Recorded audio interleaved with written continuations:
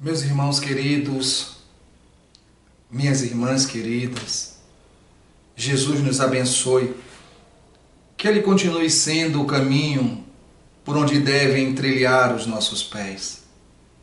Certa feita perguntaram a Jesus: Senhor, qual é o maior mandamento da lei? Ele respondeu: amarás a Deus sobre todas as coisas, de todo o teu coração, de todo o teu sentimento, de todo o teu espírito. E eu trago um segundo mandamento: amareis o teu próximo como a ti mesmo. Naquele momento, Jesus inaugurava a era do amor na humanidade. O amor que tudo doa, tudo sofre, tudo sacrifica, tudo renuncia, como diria Paulo alguns anos depois. Mas nós começamos a nos perguntar sobre esse sentimento. Esse sentimento que ainda, na amplitude da sua sublimidade, nós ainda não desenvolvemos. Nós estamos ensaiando, nós estamos nos educando para o amor. Mas aquele amor pleno só teremos quando atingirmos um grau de evolução bem maior do que este que nós estamos ainda nesse momento. E muitas vezes nós nos perguntamos como amar o próximo se nós não conseguirmos amar a nós. E aí essa pergunta muitas vezes parece vã, parece uma tolice. Como, Cláudio? Quem disse que eu não me amo? Mas em verdade, nós ainda não nos amamos verdadeiramente. Nós carregamos ainda conteúdos do passado que nos chumbam ao solo. Ainda trazemos conosco muita culpa, muitos remorsos, muitas carências que nos fazem resvalar ainda na necessidade de ser amado, esquecendo o impositivo de nos amar primeiro, para poder inspirar nos outros amor. O mais genuíno amor para consigo consiste em fazer brilhar a luz interior que nós possuímos. Nós não imaginamos as capacidades interiores que nós temos. Como filhos de Deus, nós trazemos em semente todas as virtudes que o Pai possui. Porque nós somos filhos. E como filhos de Deus, herdamos essas sementes de virtudes que devem ser, aos poucos, desenvolvidas em nós. Não for à toa que Jesus disse: faça brilhar a vossa luz, porque vós sois a luz do mundo. Jesus, em todos os momentos das suas pregações, ele buscava nos elevar.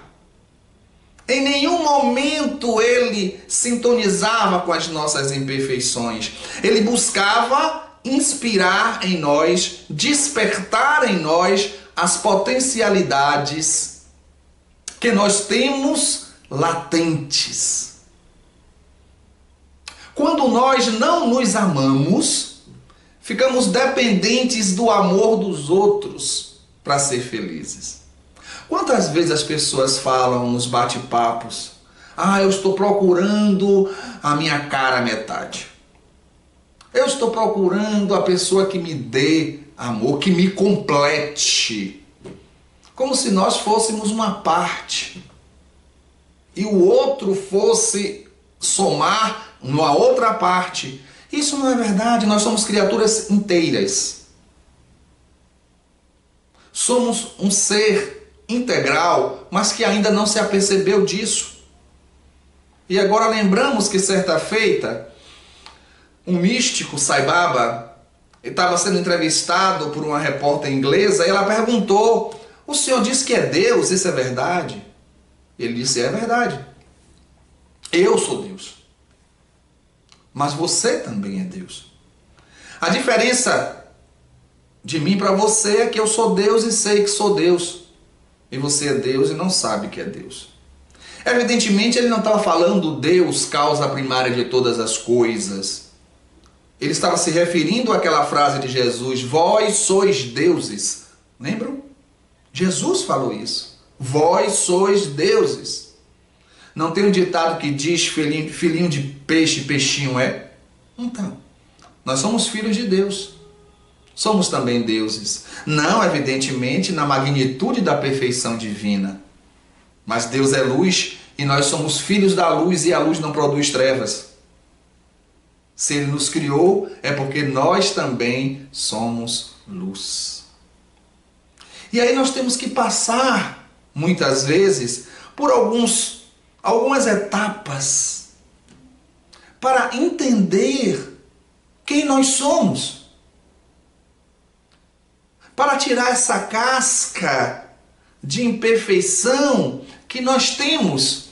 Porque o nosso tema é educação para o alto amor. E o que é educação? Não é? Educação não é passar conhecimentos. Passar conhecimentos, você está instruindo. Receber conhecimento, você está sendo instruído. Educar é tirar de dentro, colocar para fora. Extrair de dentro. Ou seja, o processo de educação é verdadeiramente um processo interno. Evidentemente, nós recebemos estímulos, mas a motivação é nossa. É interna. E nesse processo de auto-amor, evidentemente, nós topamos com os nossos conteúdos de vidas passadas.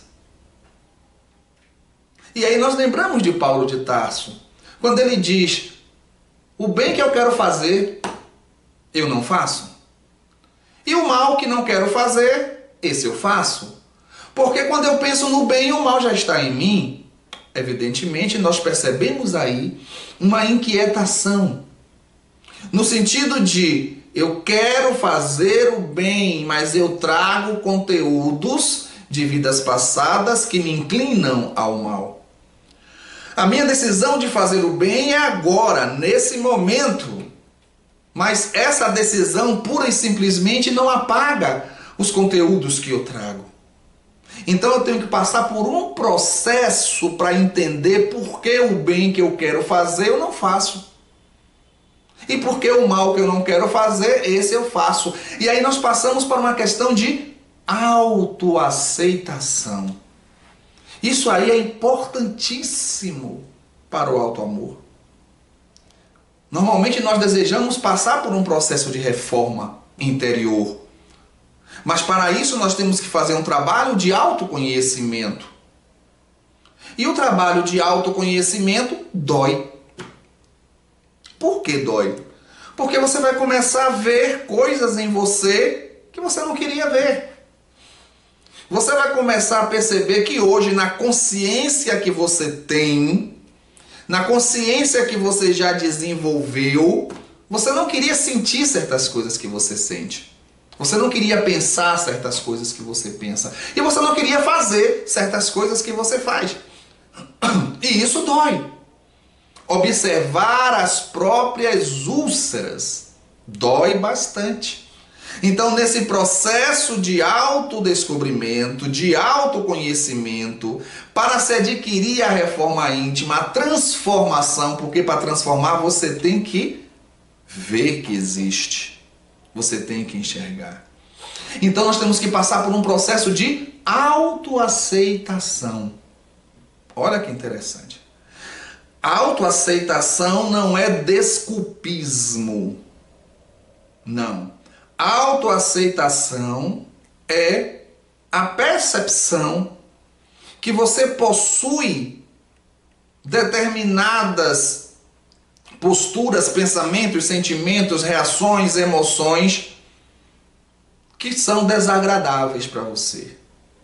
Mas você não joga para debaixo do tapete. Você apenas vai deixar de ter a postura de carrasco para consigo mesmo. Você vai perceber a problemática, você vai olhar para a sua ferida, você vai olhar para a sua sombra e não vai ocultá-la. Nem tampouco se transformar no carrasco de você mesmo. Você vai aceitar. Essa aceitação, essa autoaceitação não é acomodação. Nem tampouco aquela frase que muitas vezes nós falamos: eu sou assim mesmo, se quiser me aceitar, me aceite assim mesmo. Isso não é aceitação, autoaceitação, isso é rebeldia. Porque na realidade, aquilo que nos incomoda pode também incomodar os outros em nossas atitudes. A autoaceitação, ela surge no momento em que você observa a sua úlcera e você diz: eu tenho isso. Eu sou vaidoso. Eu sou ciumento. Mas eu quero mudar. Essa autoaceitação vai trazer um outro movimento, auto-perdão. Porque muitas vezes nós observamos os nossos defeitos e não nos perdoamos. Porque nós temos aquela ideia do ideal. Mas a distância do ideal para o real, às vezes, é milenar. É uma distância abissal. Muito grande. Então muitas vezes nós estamos aqui diante do nosso real e desejamos o ideal e queremos viver o ideal agora. Não, agora nós temos o real. Quem nós somos realmente. O ideal é um ponto a atingir. É um processo. E todo processo requer tempo. Todo processo requer mergulho. Todo processo requer tentativas. Todo processo surge com quedas, com levantar, com erros, com acertos. Faz parte do processo. Por isso, os passos do autoconhecimento, autodescobrimento, percepção das suas úlceras, das suas sombras, das suas imperfeições.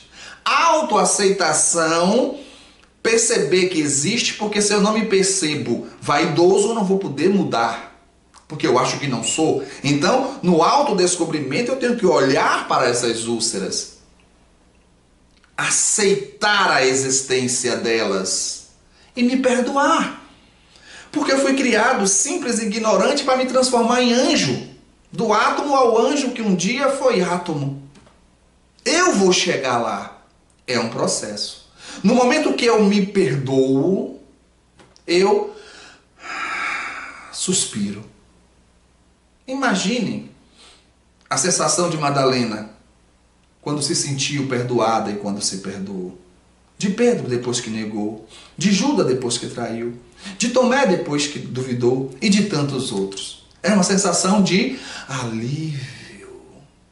No momento que eu me auto-perdoo, eu estou dando uma chance a mim mesmo de recomeçar, de reformular, de consertar.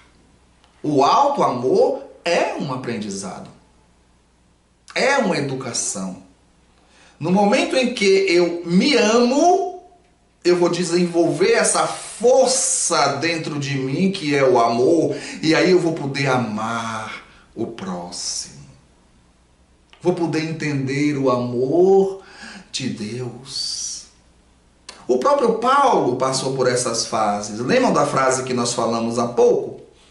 O bem que eu quero fazer, eu não faço. Mas o mal que eu não quero fazer, esse eu faço. Pois bem. Depois ele diz, eu não sou digno de ser chamado apóstolo, mas nas graças de Deus já sou o que sou. Ou seja, eu ainda não sou quem eu desejo ser, mas também não sou mais quem eu fui. Eu estou mudando, eu estou me transformando. E aí surge o maravilhoso triângulo do amor que Jesus criou. Não é aquele triângulo amoroso, A ama B, que ama C, que ama A, e há conflito. Não. O amor que Jesus trouxe foi: ama a Deus como a si mesmo. Ama a Deus acima de todas as coisas e ama o próximo como a si mesmo. Isso faz o triângulo. O amor a Deus acima de tudo, o amor ao próximo como a si mesmo. Mesmo falando primeiro o amor ao próximo como a si mesmo, ele está fazendo uma comparação de: para você amar o próximo, você tem que amar a si mesmo. No momento que você ama a si mesmo, você vai dar esse amor ao próximo. Simples assim. Então, se eu me amo verdadeiramente, o que é que eu vou ter dentro de mim? Amor. E ninguém pode dar aquilo que não tem. Isso quer dizer que para eu amar o próximo, eu tenho que ter esse amor para dar ao próximo. E se eu não consigo nem me amar, como eu posso amar o próximo? Como eu vou dar o que eu não tenho? Por isso, a educação para o alto amor é imprescindível para o desenvolvimento do ser, para a evolução do ser. E a casa espírita pode dar uma contribuição imensurável à criatura humana para o desenvolvimento desse alto amor, para entender o amor a Deus acima de todas as coisas e senti-lo, e desenvolver o amor ao próximo como a si mesmo. Para tanto, nós necessitamos fazer esse trabalho interior, e a casa espírita, que é o local onde se estuda espiritismo, e o espiritismo é a ciência que trata da origem, da natureza e da destinação dos espíritos, como a sua relação com o mundo corporal. O espiritismo responde aquelas 3 perguntas: quem eu sou, de onde vim, para onde vou. Então, no momento em que a casa espírita apresenta o espiritismo, como deve ser apresentado em suas bases, no Pentateuco, nos clássicos e nas obras complementares mediúnicas, ele está mostrando à criatura o mapa. Não o mapa do tesouro, mas o mapa de um tesouro. o mapa do encontro consigo, da percepção de quem você é, de onde você veio, para onde você vai, qual o significado da sua vida, o que você está fazendo aqui. O Espiritismo não veio com a intenção de curar corpos. O Espiritismo veio com a busca de fazer com que a criatura se encontre, fazer com que a criatura se perceba, fazer com que a criatura se descubra. E isso é um processo de educação. Porque a educação é um processo de autodescobrimento. O que é, por exemplo, a reencarnação se não um processo de reeducação? Não é verdade? Nascemos na Terra, acertamos e erramos. Voltamos à Terra para consertar os erros. Não deu dessa vez, vamos ter a próxima. Se não der, vamos ter a próxima. Porque uma das técnicas da relação ensino-aprendizagem é a repetição. E a reencarnação nos propicia a oportunidade de repetir para fazer novamente, para tentar fazer correto. E repetiremos quantas vezes sejam necessárias até aprendermos profundamente, até aprendermos realmente. É um processo. É um processo. Ah, mas é difícil. Sim, quem falou que ia ser fácil? Jesus nos propôs uma tarefa: edificar o reino de Deus dentro de nós. Edificar o reino de Deus em nossos corações. Ele fez essa proposta. Ele fez esse convite.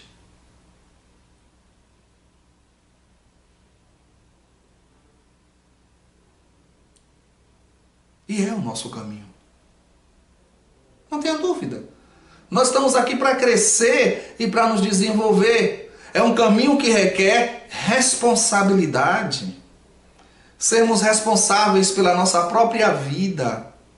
Não ficarmos na dependência de diretrizes de outros. Jesus, ele nos afirmou: não procure o reino de Deus aqui, ali ou acolá, você não vai encontrar. O reino de Deus está dentro de vós.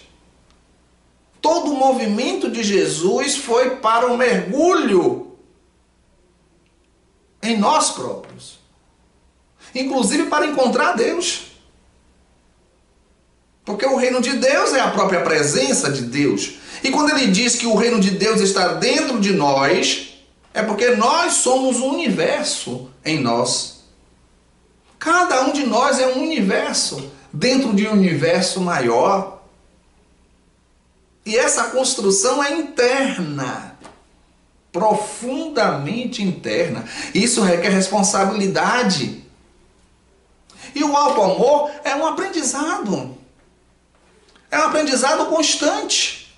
Cair, levantar, para tornar a cair, para tornar a levantar. Porque é dessa maneira que nós começamos a desenvolver o quê? O domínio sobre nossas próprias ações.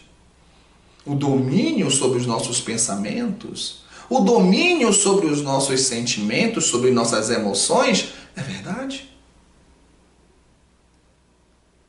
A gente não consegue impedir que a emoção venha, mas a gente pode conduzi-la. A gente pode controlá-la. Pode. Podemos sim. Sem sombra de dúvida. Sem sombra de dúvida. Em determinado momento, pelo meu grau de evolução, eu posso ser estimulado a ter raiva. Mas daí a pegar um pau e bater na cabeça de uma pessoa, a distância é grande. Então a raiva pode surgir, eu me permitir, mas ao mesmo tempo eu controlá-la. Eu não impedi a chegada dela, mas eu a dominei na sua expressão. Então nós temos que ter o domínio sobre o nosso próprio ser. Senão é um carro numa ladeira sem motorista. E se tiver motorista sem freio, é complicado. Então nós precisamos ter, não temos que andar na vida como se fosse folhas secas, soltas, levadas pelo vento para qualquer lado.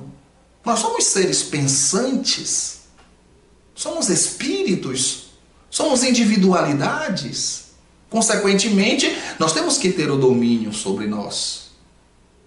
E a partir daí, ter a ação do bem. É uma escolha. O bem é uma escolha.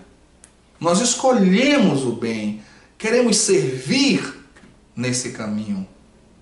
E essa ação no bem vai nos trazendo sensações de bem-estar que favorecem o nosso desejo de fazer mais bem para ter mais bem-estar. E aí nós começamos a perceber que não devemos desejar retribuição, porque o próprio ato de fazer o bem, com as sensações que nos traz, já é a própria retribuição. O prazer de fazer, a alegria de fazer por si só já é recompensa. Não precisa que ninguém nos dê nada. E se nós não esperamos a gratidão, não sofreremos com a ingratidão. Porque o sofrimento que advém da ingratidão é a espera que fosse gratidão. No momento que você nada espera, o que vier está tranquilo. Se a pessoa diz obrigado ou não diz obrigado, para você não faz diferença. Porque você já foi beneficiada com a sensação de amar. Com a sensação de fazer o bem. Tendo as rédeas de si. E nada disso vai acontecer se você não se ama. Não foi à toa que Jesus disse: ama a Deus sobre todas as coisas e ama o teu próximo como a ti mesmo. Se ame. Elevar essa autoestima.